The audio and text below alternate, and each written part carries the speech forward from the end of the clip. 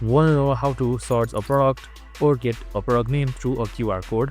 Well, no worries. If your product has a QR code, then it can be more easier to sort up whether it's to find a price or to get another one. So in this video, I'm going to show you how you can do it easily. So let's get straight to it. Now first things first, you can just simply open up your Best Buy application. So we have also created a video on how to install Best Buy and how to sign in, so make sure to watch it. So once you're here on the top you should be seeing this sorts Best Buy, and right beside it you should be seeing this QR icon. So you can just simply select that. So make sure you have your camera enabled.